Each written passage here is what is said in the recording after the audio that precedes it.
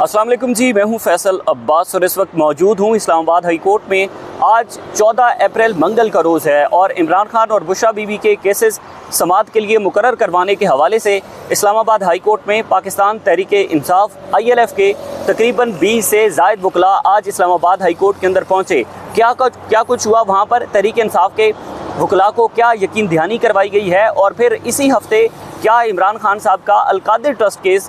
जिसमें बुशरा बीबी के ऊपर इस वक्त और इमरान खान साहब के ऊपर अलकादिर ट्रस्ट केस जो कि गुज़िश्ता 1.5 साल के लिए कंक्लूड नहीं हो रहा, सज़ा मुअत्तली की अपीलें नहीं सुनी जा रही, उसके ऊपर क्या फ़ैसले का इम्कान है या नहीं, ये आपके सामने रखेंगे। और फिर उसके बाद सलमान सफदर साहब की इमरान खान साहब के साथ जो मुलाकात हुई और उस मुलाकात का अहवाल जो सलमान सफदर ने बताया वो इंतहाई हैरान कुन भी है और दिलचस्प भी है, उसकी तफसीलात भी आपके सामने रखेंगे। लेकिन उससे पहले गुजारिश है कि कमेंट्स में अपना फीडबैक ज़रूर दीजिएगा। सबसे पहले डिस्कस कर लेते हैं सलमान सफदर साहब की जो इमरान खान साहब के साथ मुलाकात हुई। उस मुलाकात के बाद उन्होंने जो मतीउल्लाह जान साहब को इंटरव्यू दिया है, उस इंटरव्यू के अंदर उन्होंने बताया कि जी इमरान खान साहब की एक तो उन्होंने कहा कि इमरान खान ने हिदायत की है कि आपने सिर्फ अलकादिर ट्रस्ट केस के अंदर सज़ा मुअत्तली के ऊपर दलाइल देने हैं, आप अभी मरकज़ी अपीलों को रहने दें। और फिर बुशरा बीबी के केसेस को लेकर इमरान खान बहुत ज़्यादा फोकस थे, बार बार इमरान खान ने बुशरा बीबी के केसेस की बात की और फिर उन्होंने कहा कि बुशरा बीबी के केसेस को प्रायोरिटी बेस पर जो है वो आप इन पर दलाइल दें और बुशरा बीबी के केसेस पर ज़्यादा फोकस करें। एक तो ये चीज़, दूसरी चीज़ ये जो कि इंतहाई हैरान कुन थी, सलमान सफदर साहब ने बताया कि इमरान खान साहब की जो आँख का मामला था, उन्होंने कहा कि जब पिम्स के डॉक्टर्स ने इमरान खान साहब का चेकअप किया तो उस वक्त चेकअप के बाद इमरान खान साहब की एक तो पहले, अगर चेकअप से पहले उन्होंने कहा कि देखा जाए तो पहले इमरान खान की एक आंख जो है उसकी मुकम्मल बिनाई जा चुकी थी। फिर जब चेकअप हुए तो चेकअप में उन्होंने कहा कि 15% जो बिनाई है वो वापस आई। और आज के रोज़ यानी कि उनकी जो 3-4 दिन पहले मुलाकात हुई है इमरान खान साहब के साथ, तो सलमान सफदर साहब ने बताया कि उनकी आंख में सिर्फ वो 15% बिनाई है, उसके अलावा और 1% भी बेहतरी नहीं आई। यानी कि ये वो चीज़ है जो कि बहुत अलार्मिंग है। और फिर ज़ाहिर है कि एक बड़ी पाकिस्तान की बड़ी सियासी जमात का लीडर है जिसको गुज़िश्ता 2.5 सालों से जो कि कैद है, उसके केसेस अदालतों के अंदर समाअत के लिए मुकर्रर नहीं हो रहे और फिर पॉलिटिकल विक्टिमाइज़ करने के लिए, या हम कह लें कि जो एक दूसरे के अंदर जो नफ़रत है उसको इस हद तक ले जाया जा चुका है कि अब इमरान खान साहब की एक आंख में बिनाई जो है वो सिर्फ 15% रह चुकी है। यानी कि 15% बिनाई कितनी होगी? तो उन्होंने कहा कि मैंने उनसे पूछा इमरान खान साहब के से कि आप को जो कुछ यहाँ पर ट्रीटमेंट दिया जा रहा है, उनका जो मुझे ऐनक दी जाती है वो मुझे बहुत ज़्यादा इरिटेट करती है यहाँ पर, और वो ऐनक जो मुझे दी जाती है उससे भी कोई मुझे बेहतर चीज़ें साफ नज़र नहीं आती। तो इस हवाले से उन्होंने कहा कि इमरान खान साहब हाई स्पिरिट थे, लेकिन इमरान खान की एक आंख जो है उसमें बिनाई सिर्फ 15% रह चुकी है, उसके अलावा उसमें और कोई बेहतरी नहीं आई। और ये लम्हा फ़िक्रिया है पाकिस्तान तहरीक-ए-इंसाफ की क़यादत के लिए कि हम ज़्यादा बात करते हैं, लेकिन अगर तो तहरीक-ए-इंसाफ की क़यादत मुज़ाकरात के थ्रू कोई बड़ा ब्रेक थ्रू करवाना चाहती है या उनकी इतनी एबिलिटी है कि वो मुज़ाकरात के थ्रू करवाए, तो एटलीस्ट इस हद तक तो करवा ले कि इमरान खान का कहीं पर बेहतर जगह पर चेकअप हो जाए, इमरान खान की आंख की जो बिनाई है वो कुछ वापस आ जाए, या इमरान खान जो कि इस वक्त कैद तन्हाई के अंदर हैं, कैद तन्हाई से तो इमरान खान को निकाला जाए, किसी हॉस्पिटल के अंदर शिफ्ट किया जाए। अगर तहरीक-ए-इंसाफ की क़यादत और फिर जिनको इख्तियार दिए गए हैं, महमूद खान अचकज़ई साहब हों, अल्लामा राजा नासिर अब्बास साहब हों, या वो लोग इस हद तक तो मफामत, अगर वो चाहते हैं तो मफामत के थ्रू कोई ब्रेक थ्रू करवा लें, अगर वो मज़ामत चाहते हैं तो मज़ामत के थ्रू करवा लें। लेकिन इस वक्त तक सुहेल अफरीदी, अल्लामा राजा नासिर अब्बास साहब, महमूद खान अचकज़ई साहब, तहरीक-ए-इंसाफ की दीगर क़यादत और उसके बाद PTI के तमाम वकला इस टाइम तक नाकाम हैं इमरान खान को किसी भी रिलीफ दिलवाने के लिए। इमरान खान की हद तक तो आप दूर की बात है, बुशरा बीबी की हद तक रिलीफ नहीं दिलवा सकते, ना तो मफामत के थ्रू और ना मज़ामत के थ्रू। यानी कि आप कोई एक पॉलिसी तो लेकर चलें जिस पॉलिसी से आपको फ़ायदा हो या फिर आपकी पार्टी को फ़ायदा हो। आपके 2 लोग जो कि आपकी पार्टी का बानी है वो कैद के अंदर है, उसकी बेगम कैद के अंदर है, उन दोनों को किसी एक मुकदमे के अंदर तो रिलीफ मिला जा सके। यानी कि मज़ामत और मफामत दोनों तरफ में से तहरीक-ए-इंसाफ नाकाम है, मुकम्मल तौर पर नाकाम है। किसी कहीं पर उनको एक चीज़ के अंदर भी मुस्बत पेशरफ्त नहीं हासिल कर सकी, कुछ गेन नहीं हासिल कर सकी। वो एक अलग बात है कि अगर आप उनको कंप्रोमाइज़ कह लें, अगर आप उनको कह लें कि वो सिर्फ फेम के चक्कर के अंदर हैं, जो भी है, लेकिन मफामत और मज़ामत दोनों में तहरीक इंसाफ इस वक्त तक जो है वो नाकाम है। उसके बाद अब हुआ ये कि अलकादिर ट्रस्ट केस में इमरान खान साहब और बुशरा बीबी साहिबा की 7 अप्रैल को केस समाअत के लिए मुकर्रर था, और फिर उसके बाद हुआ ये कि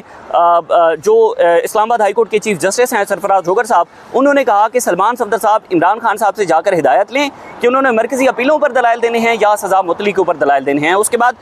9 अप्रैल को दोबारा केस समाअत के लिए मुकर्रर किया गया, लेकिन चूँकि ईरान और अमेरिका के मुज़ाकरात इस्लामाबाद के अंदर हो रहे थे तो फिर हॉलीडेज़ हो गई, और फिर उसके बाद केस ये समाअत के लिए मुकर्रर नहीं हो सका।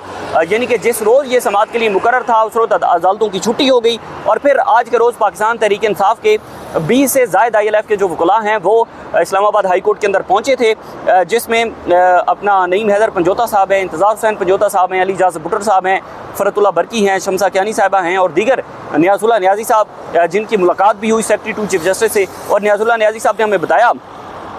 कि सेक्रेटरी 2 चीफ जस्टिस ने कहा है कि हम आपका केस जो है वो जुमेरात के रोज़ समाअत के लिए मुकर्रर कर देंगे, लेकिन with the approval of chief justice. अभी कंफर्म नहीं है कि ये केस जो है वो जुमेरात के रोज़ समाअत के लिए मुकर्रर हो जाएगा। उन्होंने कहा कि हम चीफ जस्टिस से पूछेंगे, फिर आपका केस जो है वो जुमेरात के रोज़ समाअत के लिए मुकर्रर करेंगे। हालांकि चीफ जस्टिस इससे पहले जो है वो जो 7 अप्रैल को आई थिंक समाअत हुई थी उसके अंदर ये कह चुके हैं कि हम हफ्ते में 2 रोज़ आपका केस सुनेंगे, 2 रोज़ आपका केस सुनकर, यानी कि हर हफ्ते में 2 रोज़ आपका केस हम समाअत के लिए मुकर्रर करेंगे, उसको हम कंक्लूड कर देंगे। बेशक जितने भी उसके अंदर वॉल्यूम्स हैं, लेकिन बात हो जाती है अदालत के अंदर, बाद में बाहर आए तो चीज़ कुछ और होती है। फिर ये वही बात है कि जजेस जो है वो रिमार्क्स भी देते हैं, ऑब्जर्वेशंस भी देते हैं, बड़ी सख्त किस्म की जो है वो ऑब्जर्वेशन दे देते हैं, लेकिन उनका जो रिटर्न ऑर्डर आता है उसके अंदर टोटली मुख्तलिफ होता है। क्योंकि 26वीं और 27वीं यानी तरमीम के बाद जिस तरीके से इन अदालतों ने एग्जीक्यूटिव के सामने सरेंडर किया है, तो उसके बाद आपको फिर ऐसी एग्जांपल्स मिलती हैं। और इमरान खान का जो अलकादिर ट्रस्ट केस है उसमें अब आप अंदाज़ा लगाएं कि 25 जनवरी 2025 को इस्लामाबाद की एहतसाब अदालत के जज नासिर जावेद राना साहब सज़ा सुनाते हैं, और फिर 25 जनवरी 2025 से लेकर अब 14 अप्रैल 2026 हो चुका है। अभी तक जो है वो ज़मानत का मुकदमा कंक्लूड नहीं हो रहा, ज़मानत के मुकदमे के अंदर कोई पेशरफ्त नहीं हो रही। अभी तक ये डिसाइड नहीं हुआ कि सज़ा मुअत्तली के ऊपर अपीलों पर दलाइल होने हैं या मरकज़ी अपीलों पर दलाइल होने हैं। आप अदालतों की जो क्रेडिबिलिटी है, इंटेग्रिटी है अदालतों की, या अदालतों की बेबसी है, ढटाई है, अदालतों की बेशर्मी है, उसका अंदाज़ा आप यहाँ से लगा सकते हैं कि सिर्फ एक औरत का मुकदमा, ज़मानत का मुकदमा 1.5 साल से उसके अंदर ये अभी तय नहीं हुआ कि भाई सज़ा मुअत्तली के ऊपर दलाइल होने हैं या मरकज़ी अपीलों पर होने हैं। ऐसी अदालतों पर जो है वो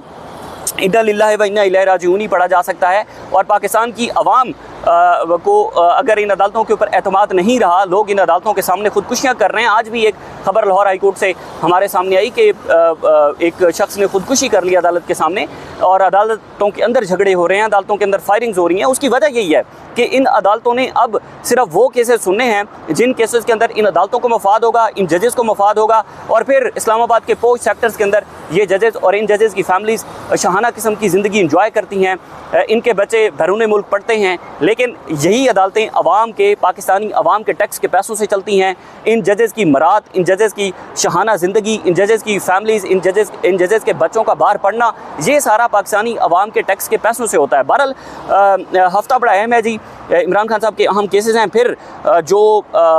आज अडयाला जेल में मुलाकातों का दिन भी है, यहाँ से तहरीक इंसाफ के जो वकला हैं वो इस वक्त रवाना हो चुके हैं अडयाला जेल के लिए। मुलाकात नहीं होगी, मुलाकात सिर्फ तब होती है जब इस्टेब्लिशमेंट ने कोई अपना काम निकलवाना हो, और मुलाकात अचानक हो जाती है। सरफराज जोगर साहब को भी ऑर्डर पहुंच जाता है और सरफराज जोगर साहब ऑर्डर भी कर देते हैं, और फिर उनके ऑर्डर पर अमल दरामद भी हो जाता है और सलमान सफदर साहब की मुलाकात भी हो जाती है। लोग हज़ारों बातें कहें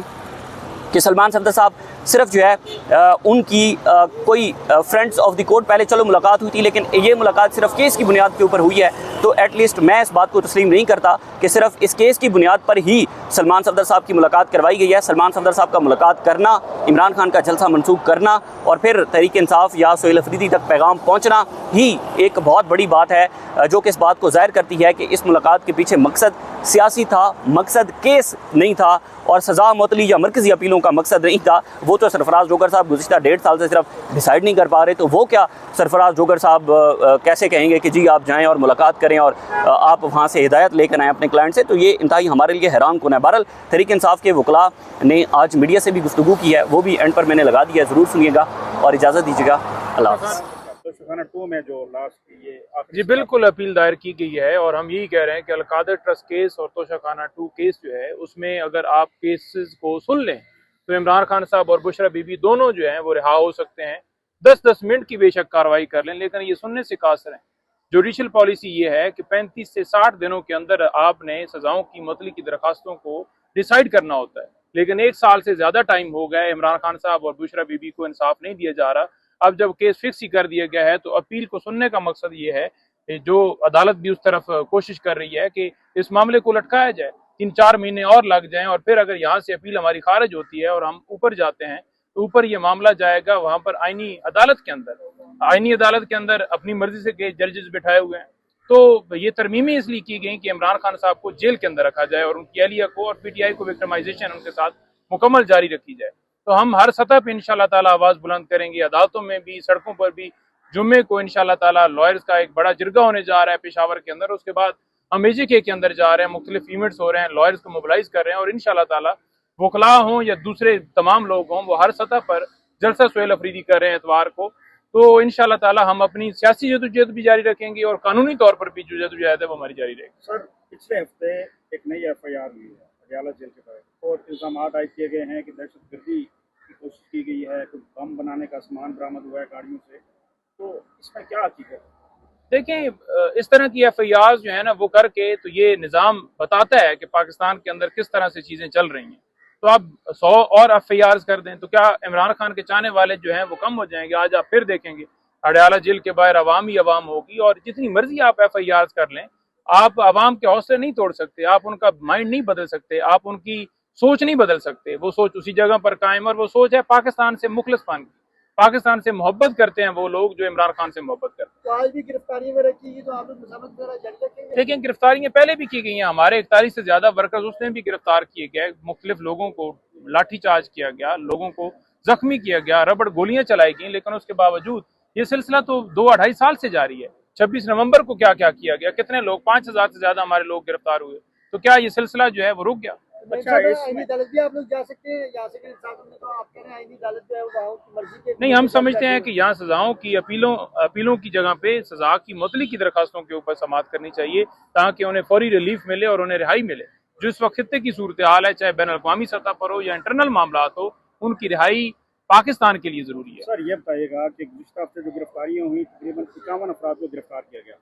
उसके बाद जो सेनेटर्स हैं या पार्लियामेंटेरियन थे उनको छोड़ दिया गया और आम वर्कर को गिरफ्तार रखा गया और उन्हें अदालतों में भी पेश किया गया। क्या वजह है कि जो सेनेटर्स हैं उनको जो है छोड़ दिया गया और आम कारकुन को अभी तक गिरफ्तार? देखिए, ये तो उनकी अपनी पॉलिसी है, वो समझते हैं जी कि अगर हम सेनेटर्स को और इनको करेंगे तो ज्यादा आवाज उठेगी, ज्यादा मामला हाईलाइट होगा, और वर्कर्स को दबाए रखें, तो ये तो उनकी पॉलिसी है। लेकिन ये नहीं है कि कोई इससे बरी ज़िम्मा हुआ है। इससे पहले आप देखें कि 2 अपोजिशन लीडरान को सजाएं हुई, तो ये कहना कि कोई ऐसी चीज है, ऐसी चीज बिल्कुल नहीं है। तमाम लोग, ये तो हुआ है ना, ये तो हुआ है, बहुत सारे लोगों को सजाएं हुई, बहुत सारे लोगों पर मुकदमे हैं, उन सेनेटर्स के ऊपर मुकदमा भी दर्ज हुआ है।